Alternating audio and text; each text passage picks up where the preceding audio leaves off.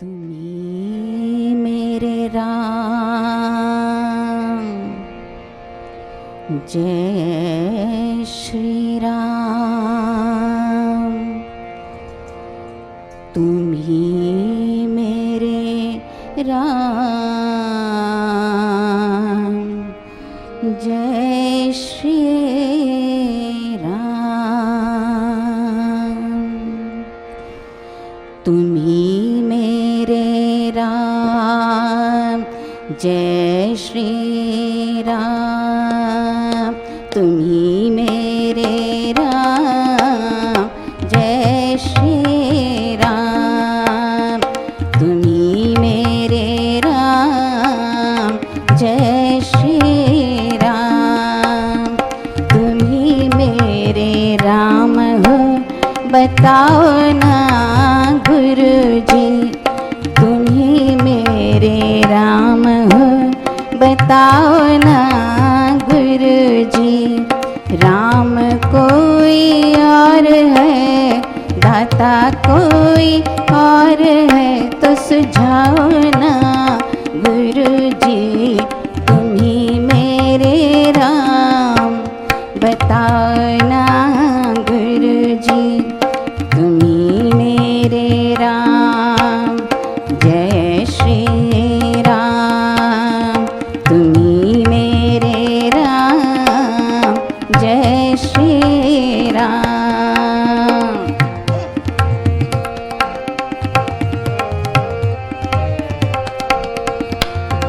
राम राम ध्याया मैंने, राम नहीं पाया।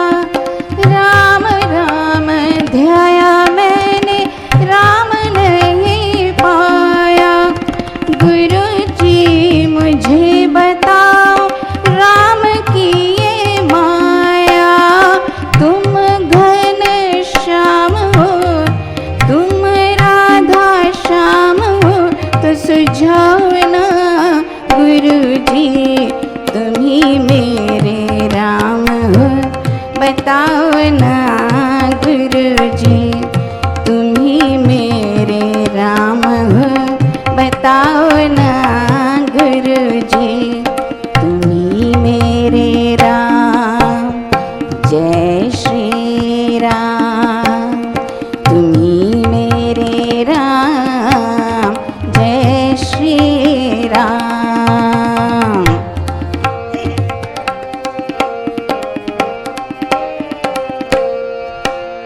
निराकार शिव में साकार मेरा गुरु है। निराकार शिव में साकार मेरा गुरु है। राम मेरा गुरु है, घनश्याम मेरा गुरु है। अपनी शरण में, अपनी शरण में बिठाओ ना गुरुजी। तुम्ही मेरे राम हो, बताओ ना गुरुजी। तुम्ही मेरे राम हो, बताओ ना गुरुजी। तुम्ही मेरे राम, जय श्री राम। तुम्ही मेरे राम, जय श्री राम।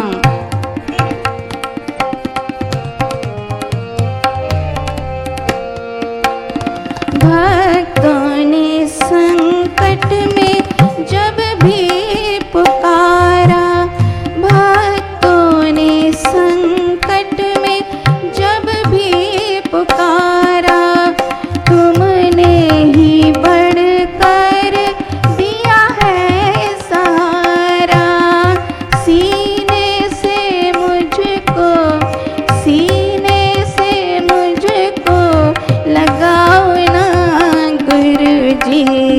तुम्ही मेरे राम हो, बताओ ना गुरुजी।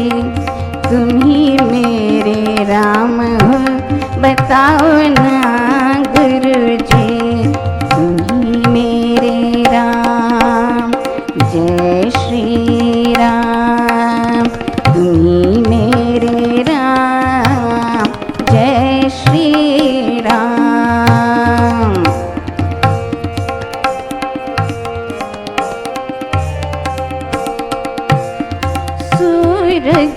तुम्ही हो उजाला, सूरज तुम्ही हो उजाला। तुमने अंधेरों से जग को निकाला, मुझको भी अपना बनाओ ना गुरुजी, तुम्ही मेरे राम हो बताओ ना गुरुजी, तुम्ही मेरे राम हो बताओ ना गुरुजी। राम कोई और है, दाता कोई और है, तो सुझाओ ना गुरुजी, तुम्ही मेरे राम बताओ ना गुरुजी, तुम्ही मेरे राम। जय श्री राम, तुम्ही मेरे राम। जय श्री राम। धन्यवाद, कोटि से प्रणाम है मेरे माता सज्जनों, आप सबके श्री चरणों में असंख्य बार चरण वंदना स्वीकार कीजिएगा। कोई रोग आ जाता है, कोई विपत्ति नहीं, अपने ऊपर कोई असाध्य रोग, कोई विपत्ति नहीं, कोई मुसीबत वाली बात नहीं, अपनों के ऊपर रोग आ जाता है, कोई विपत्ति ही नहीं। अचानक व्यापार में घाटा पड़ जाता है, कोई विपत्ति नहीं मानिएगा। अचानक कोई मुकदमा आ जाता है, रेट हो जाता है, कोई विपत्ति न मानिएगा। अचानक घटनाएं, अकस्मात घटनाएं इस प्रकार की घटित होती ही रहती हैं। प्रमोशन रुकी हुई है, नहीं हो रही, कोई विपत्ति नहीं मानिएगा। आपने कोई परीक्षा दी है, उसमें सफलता नहीं मिल रही, कोई विपत्ति नहीं मानिएगा। संत महात्मा समझाते हैं सार्वजन, ये विपत्तियां नहीं है, ये संकट नहीं है। उनकी दृष्टि में, साधना की दृष्टि में साधक के लिए एक ही विपत्ति है, और वह विपत्ति है परमेश्वर का विस्मरण। हे परमेश्वर, मैं तुझे कभी भूलूं ना। ये निरंतर फरियाद परमात्मा के दरबार में रहनी चाहिए। हे परमात्मा, मैं तुम्हें कभी भूलूं ना, तेरा स्मरण सतत बना रहे, तेरा स्मरण 24 घंटों बना रहे। न जाने मृत्यु कब दबोच लेगी। गीता जारी भगवान श्री कृष्ण कहते हैं, अंत समय जो मेरा नाम सिमरता, जो मुझे स्मरण करता हुआ देह को त्यागता है, वह मुझे प्राप्त करता है, इसमें कोई संदेह नहीं। साथ ही साथ ये भी कहा है, उस समय जिस जिस वस्तु, जिस जिस परिस्थिति, जिस जिस व्यक्ति को याद करता हुआ व्यक्ति देह त्यागता है, वह उसी को प्राप्त होता है, उसी भाव को प्राप्त होता है। यदि परमेश्वर का स्मरण उस वक्त ना होगा, किसी पशु पक्षी का हो गया, तो समझ लीजिएगा कि पशु पक्षी की योनि मिल जाएगी, इसमें कोई संदेह नहीं है। इसलिए विपत्ति क्या है? एक साधक के लिए परमेश्वर का विस्मरण। याद रखिएगा, स्मरण परमात्मा का है, सतत नित्य बना रहे। हनुमान जी महाराज तो परमात्मा के विस्मरण को महापाप कहते हैं, मैं तो विपत्ति ही कह रहा हूं। वे कहते हैं महापाप है, सबसे बड़ा पाप परमेश्वर का विस्मरण। तो हमें तो याद आता ही नहीं, हमें तो उसकी याद दिलानी पड़ती है। हमें तो 24 घंटों में संसार याद आता है, परमात्मा की याद तो लानी पड़ती है, परमात्मा को याद करना पड़ता है, उसकी याद आती नहीं। और भगवान श्री कहते हैं परमेश्वर का स्मरण सतत बना रहना चाहिए। मेरा स्मरण करता हुआ तो युद्ध कर, स्मरण को प्रमुखता दी है। मेरा स्मरण करता हुआ तो युद्ध कर, मानो मेरा स्मरण करता हुआ तू अपने कर्तव्यों का पालन कर। ये आदेश हमारे लिए जो वहां अर्जुन के लिए था। क्या होगा साधक जनों, इस प्रकार का स्मरण यदि बना रहेगा नाम जप आप करते हो, मत सोचिएगा सिर्फ नाम जपने के लिए हम जप कर रहे हैं, नहीं, उसे याद करने के लिए जप कीजिएगा। जप क्यों कर रहे हो? ताकि उसकी याद बनी रहे। ये लक्ष्य बहुत स्पष्ट होना चाहिए साधक जन, तो जप का लाभ होगा। नहीं तो जप तो टेप भी करता है, जब तोता भी रटता है नाम को, तो क्या होता है? उनमें से किसी को मुक्ति मिलती है, उनमें से किसी के कष्ट दूर होते हैं, उनमें से किसी की योनि बदलती है? नहीं, कुछ नहीं होता। टेप टेप ही रहता है, तोता तोता ही रहता है। राम राम जपने के बावजूद भी क्यों? लक्ष्य स्पष्ट नहीं है। नाम किस लिए जप रहे हो? ताकि परमेश्वर की याद सतत बनी रहे, परमेश्वर का स्मरण बना रहे। क्या स्मरण बना रहे? क्या याद करोगे परमात्मा को? परमेश्वर तू ना करवाता तो ये उंगलियां या ये जिभा जप ना कर सकती। ये याद करने की चीज है, ये याद कीजिएगा। परमेश्वर जो कुछ भी मुझे दिखाई देता है, ये सब कुछ तू ही तू है, तेरे अतिरिक्त इस संसार में और कोई नहीं है। ये सब चीजें याद कीजिएगा तो इसे कहेंगे परमेश्वर का स्मरण। क्या स्मरण करना है? ये सब बातें तू सब कुछ करवाने वाला है, सब कुछ तेरा है, मेरा कुछ नहीं परमात्मा। गलती से परमेश्वर यदि मैं किसी के ऊपर अपनी मोहर लगाता हूं तो ये चीज मेरी है, तो मेरी भूल को सुधारना, ये परमात्मा का स्मरण है। तेरी करने को देखो और चुप रहूं, ये परमात्मा का स्मरण है। ये परमेश्वर जैसे तू रखना चाहे वैसे मुझे रखना सिखा, कहीं इसके विपरीत हो जाऊं तो मुझे डांटा लगाना, ये परमात्मा का स्मरण है। मुझसे ये गलती ना हो।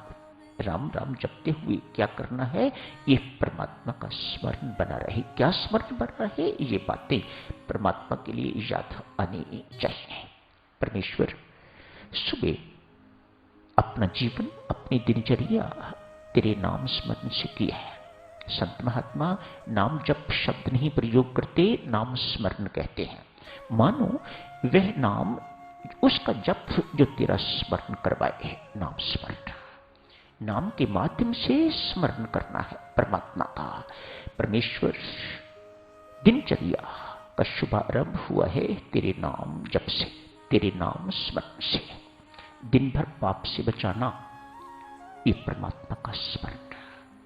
जो कुछ भी मैं करूं, जो कुछ भी दिन में मेरे से हो, तू करवाने वाला बन, तू कर्ण कराबनहार स्वामी, ये परमात्मा का स्मरण। जो कुछ भी इन हाथों से तू करवाए वह तेरी पूजा बने। गली सड़ी चीज तो परमात्मा को नहीं चढ़ाई जाती ना। मां भी यदि रोटी जल जाती है तो पुत्र को खाने को नहीं देती, उसे रख लेती है और बना के देती है। तो क्या परमात्मा को गली सड़ी चीजें ऑफर करोगे? क्या उन्हें ये भेंट करोगे जो चीज अच्छी नहीं है? अतएव मेरा हर कर्म परमात्मा तेरी पूजा बन सके, ऐसे कर्म हो इन हाथों से, ऐसी सोच हो इस मस्तिष्क से, ऐसे वचन निकले इस जिह्वा से कि वह सब के सब तेरी पूजा बन सके। ये परमात्मा का स्मरण है। तो साधक जनों, 24 घंटों इस प्रकार स्मरण बना रहेगा। देखना परमात्मा घर से निकला हूं तुझे साथ लेके, तेरा नाम स्मरण मानो तुझे साथ लेके निकला हूं। मैं अकेला नहीं, मैं बिल्कुल अर्जुन की तरह निकला हूं घर से। जैसे वह अपने जीवन रथ की डोरी तुझे सौंप के चला है, मैं अपने जीवन रथ का संचालन तुम्हें सौंप के तो चल रहा हूं। देखना मेरे पग कहीं डगमगाए ना, देखना कहीं मैं किसी की पकड़ में, संसार की पकड़ में ना आ जाऊं, कहीं मैं संसार की चिपकाहट में ना आ जाऊं, न स्वयं चिपकूं न संसार मेरे से चिपके। मेरी रक्षा करना परमात्मा, मेरी रक्षा करना। भक्तजनों, जिस हाथ में कलम है उस कलम में ताकत है। मानो आपका लिखा हुआ फाइनल वर्ड है। आप ऑफिस में चले गए हो, अब घर से निकल के आप ऑफिस में बैठे हो, आपके हाथ में कलम है। कल्पना कीजिएगा आप जज साहब हो, बहुत ताकत है आपके कलम में। जो कुछ आप लिख दोगे कोई चैलेंज करने वाला उसे नहीं है, वही होगा। आपने किसी को लाइफ इंप्रिजनमेंट, आजीवन कारावास दे दिया है, करें अपील, कर लेगा, लेकिन वह अल्टीमेटली जो कुछ होता है, आपके वर्ड को डिसऑनर बहुत कम किया जाता है। मानो आपकी कलम में कितनी ताकत है। लिखने से पहले मस्तक झुका के परमात्मा से कहो, परमात्मा कहीं कुछ गलत ना लिखा जाए, इस कलम में तूने बहुत ताकत बख्शी है, कहीं मेरे से कुछ गलत ना लिखा जाए। तो ये कर्म आपका परमात्मा की पूजा बन जाएगा। स्मरण किस लिए साधकजनों करना है? नित्य स्मरण, सतत स्मरण किस लिए बना रहे? हमारे सोच, हमारी वाणी और हमारे कर्म दिव्य बने रहे दिन भर। भक्तजनों, ये भक्ति बहुत सुंदर चीज है, अति सुंदर, अतिशय सुंदर। इस जैसी सुंदर और कोई चीज इस संसार में हो ही नहीं सकती। क्यों? बाकी चीजें तो कुछ मिनटों के लिए की जाती हैं या कुछ घंटों के लिए की जाती हैं। भक्ति तो 24 घंटों की जा सकती है। जहां भी आप बैठे हो, आप किचन में हो, वहां बैठे भी काम करते हुए भी आपकी भक्ति हो सकती है। कच्ची भी चले, राम राम भी हो। आज परमात्मा ठाकुर के लिए जो चीज बने बहुत स्वादु बने, तो ये परमात्मा की भक्ति है। मात्र राम राम रटना ही परमात्मा की भक्ति मत समझिएगा। इससे कब फल मिलेगा आपको, वह परमात्मा जानता है। मेरा मुंह बहुत छोटा है, मैं कुछ नहीं कह सकता, लेकिन इतना जरूर कहूंगा, जहां स्मरण बना रहेगा, जहां आप हर सोच, हर शब्द अपना, हर कर्म अपना दिव्य बनाओगे, परमात्मा के साथ स्मरण जोड़ोगे उसका, वह सब कुछ आपकी भक्ति बन जाएगी। वह सब कुछ दिव्यता प्रदान करने वाला होगा, वह सब कुछ बहुत लाभकारी होगा। ये आश्वासन आपको देता हूं। क्या होता है साधकजनों इस सिमरन से? यही ना, सिमरन नित्य बना रहे, सतत बना रहे, ताकि हम परमात्मा के साथ जुड़े रहें। एक के साथ जुड़ने से सब कुछ होता है। देखो, बिजली एक, इसके साथ ये बल्ब जुड़ा है तो बल्ब जल रहा है, एक ट्यूबलाइट जुड़ी है तो ट्यूबलाइट जल रही है, पंखे जुड़े हैं तो पंखे चल रहे हैं। यदि यहां हीटर होता, एसी लगा हुआ होता तो वह भी चलते, यदि यहां पर फ्रिज रखा हुआ होता तो वह भी चलता। साउंड सिस्टम भी उसी के कारण चल रहा है। बाहर टीवी लगे हुए हैं, यहां सामने टीवी लगा हुआ है, ये भी उसी से, उस एक के जुड़ने के साथ ये सब कुछ चलता है। ठीक इसी प्रकार से देवियों, नाम जप के माध्यम से उस एक से जुड़ के रहना ही हमारा लक्ष्य होना चाहिए। कभी उससे हम टूटे ना, उससे सदा जुड़े रहें। सतत स्मरण अर्थात सदा उस एक से जुड़े रहें, सतत उस एक से जुड़े रहें। क्या होगा? जो बिजली के कारण हो रहा है, मानो सब कुछ बिजली के अनुसार हो रहा है। जैसा उसके साथ अपरेटस लगा हुआ है, इंस्ट्रूमेंट लगा हुआ है, वैसे बिजली काम कर रही है, पर काम तो बिजली ही कर रही है। मानो हमारे जीवन का संचालक उसके साथ जुड़े रहोगे साधकजनों, तो किसी प्रकार की चिंता आपको नहीं रहेगी। सिर पर बैठा है, उस सच्चिदानंद घन परमात्मा से जुड़े हैं, उस सुख स्वरूप परमात्मा से जुड़े हैं, उस आनंद स्वरूप परमात्मा से जुड़े हैं, उस परमानंद स्वरूप, शांति स्वरूप, बलदाता, उससे जुड़े हुए हैं। तो फिर न चिंता है, न दुख है, न अशांति है, न तनाव है, फिर किसी प्रकार का कुछ नहीं। जैसे ही तार टूट जाती है साधकजनों, जब स्रोत से तार टूट गई तो सब कुछ, अभी इससे तार टूट जाए तो ये बोलना बंद हो जाएगा, लाइट बंद हो जाएगी। क्यों? उस स्रोत से आपका कनेक्शन टूट गया। तो सिमरन साधकजनों कनेक्शन बना के रखने का एक अमोघ साधन। सिमरन किस लिए? ताकि हमारा कनेक्शन परमात्मा के साथ, उस संचालक के साथ, उस अंतर्यामी के साथ, उस कर्ण करावनहार स्वामी के साथ हमारा तार, हमारा इस प्रकार से पक्के की तरह से संयुक्त हम रहें, क्या होगा इससे। आज साथ तो एक संत महात्मा अपने शिष्यों को कुछ समझा रहे हैं, यूं कहिएगा चर्चा का विषय है। जीवन तो वो कैसा जीवन, ऐसा जीवन हो, किसी प्रकार का संकट आ जाए, विपत्ति आ जाए, प्रतिकूलताएं आती ही हैं, अपने कर्मों के अनुसार कौन नहीं रोक सकता है। अनइनवाइटेड आती है, कोई नहीं चाहता कि उनको दुख आए, लेकिन आता है। सुख हर कोई चाहता है, लेकिन हर के पास होता नहीं है। दुख न चाहते हुए भी आता है, आएगा ही। मानो प्रतिकूल परिस्थिति में भी व्यक्ति सदा मुस्कुराता रहे तो जीवन जीने योग्य। एक संत महात्मा आज इस चर्चा पर, इस विषय पर चर्चा कर रहे हैं। शिष्यों को लगा, महाराज ऐसा लगता है जो आप कह रहे हैं वह प्रैक्टिकल नहीं है। गुरु को भी लगा, हाँ प्रैक्टिकल तो नहीं है। मामूली सी सिरदर्द होती है तो परमात्मा भूल जाता है, परमात्मा भूल गया तो अप्रसन्नता, अशांति आएगी, दुख महसूस होगा, चेहरा मुरझा जाएगा, पीला पड़ जाएगा, उदास हो जाएगा, मानो आपका चेहरा बोलने लग जाएगा। क्या बात है, क्यों ऐसी हालत है? तो संबंध टूट गया,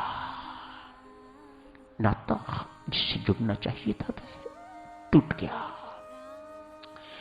तो साधक जनों, ये बात शिष्य को एवं गुरु महाराज को भी बहुत प्रैक्टिकल नहीं लगी। कुछ भी अप्रिय घटना घटित होती है तो उदासी छा जाती है। कहा, एक व्यक्ति को जानता हूं, गुरु महाराज ने कहा, एक व्यक्ति को जानता हूं, वृद्ध हो गया है, बचपन में माता पिता की डेथ हो गई थी, एक अनाथ की तरह पला, जवानी आई, एक्सीडेंट हुआ, दोनों टांगें कट गई, तब से लेके आज तक व्हील चेयर पर चलता है, किसी पर निर्भर नहीं है, अविवाहित है, मुझे पता नहीं, लेकिन अकेला है, घर में अकेला रहता है, किसी की सहायता नहीं, कोई नौकर नहीं रखा हुआ, कुछ नहीं रखा हुआ, लेकिन सुना है हर वक्त मुस्कुराता रहता है। चलो उनका द्वार खटखटाते हैं, जाके पूछते हैं उनकी इस प्रसन्नता का, सतत प्रसन्नता का, हर वक्त प्रसन्न रहने का क्या राज है। चलो पूछते हैं, सभी के सभी जाके द्वार खटखटाते हैं। द्वार खटखटाया, एक व्यक्ति वृद्ध दिखने वाला व्हील चेयर पर बैठा हुआ आया है, उसने आके द्वार खोला है, आइए स्वागत है, कैसे आना हुआ, पूछा, अंदर आ जाओ, भीतर आ जाओ। कहा, हमने सुना है आप प्रतिकूल से प्रतिकूल परिस्थिति, विकट से विकट संकट भी आपके ऊपर आता है और सदा मुस्कुराते रहते हैं, आपको विपत्ति दुख कोई प्रभावित नहीं करते, आपको उदास नहीं करते, आपको दुख नहीं देते। एक ऐसी उपलब्धि हुई, का भीतर आ जाओ, लगता है आप गलत आदमी के पास आ गए हो। मैंने कभी जिंदगी में विपत्ति, संकट, ऐसी चीजें सुनी ही नहीं है। क्या अर्थ है इसका? क्या अर्थ है इसका? कर्मों के अनुसार है, कितना भी अच्छा कोई क्यों ना हो, किसी के ऊपर रोग ना आए, किसी के ऊपर कोई दुख ना आए, विपत्ति ना आए, संकट ना आए, कैसे हो सकता है? हाँ, तुम ठीक कह रहे हो, इनका आना जाना बना रहता है। वृद्ध कहता है, इनका आना जाना बना रहता है। बंधुओं, मैं 73 साल का हो गया हूं, ये बुजुर्ग कह रहे हैं, मेरे ऊपर भी विपत्तियां आई होंगी, संकट आए होंगे, आप देख ही रहे हो, लेकिन एक ही चीज को पकड़ के रखा और वह है परमात्मा। इन विपत्तियों को सदा यही कहता रहा, तो कितनी भी बड़ी क्यों ना हो, तो मेरे राम से बड़ी नहीं है। आज वृद्ध सबको बताते हैं, परमात्मा को अपनी विपत्तियां बताने का कोई लाभ नहीं है, मत बताइएगा। इन विपत्तियों को बताओ कि परमात्मा कितना बड़ा है। परमात्मा को ये ना बताओ कि विपत्ति मेरे ऊपर बहुत बड़ी आ गई है, इस विपत्ति को बताओ कि मेरे पास जो राम है तो कितनी भी बड़ी क्यों ना हो, मेरे राम से बड़ी नहीं हो सकती। तो मेरा राम, उसकी अनुकंपा मेरे ऊपर सदा रही है, उसकी कृपा मेरे ऊपर सदा रही है। उसकी कृपा को याद कर करके तो मैं सदा मुस्कुराता रहता हूं, सदा प्रसन्न रहता हूं, मानो उससे मैं हर वक्त जुड़ा रहता हूं। साथियों, अगले रविवार को चर्चा को जारी रखेंगे। आज यही समाप्त करने की इजाजत दीजिएगा। धन्यवाद। प्रसन्न रहिएगा, परमात्मा के साथ जुड़े रहिए, सदा प्रसन्न रहिएगा। ना उदासी पास आती है, ना चिंता पास आती है, ना तनाव, सब कुछ खत्म हो जाता है। बस इस विश्वास से वह मेरे सिर पर बैठा हुआ है, मैं उसका हूं, वह मेरा है, वह मेरा है, मैं उसका हूं। ये बात इतनी सुदृढ़ होनी चाहिए। आप अस्पताल में हो, आप कहीं भी हो, अकेले हो, कभी अकेलापन आपको महसूस नहीं होगा। वह मेरा है, मैं उसका हूं। बस इतनी सी बात हमें प्रसन्न रखने के लिए, सदा हंसमुख रखने के लिए पर्याप्त है। धन्यवाद।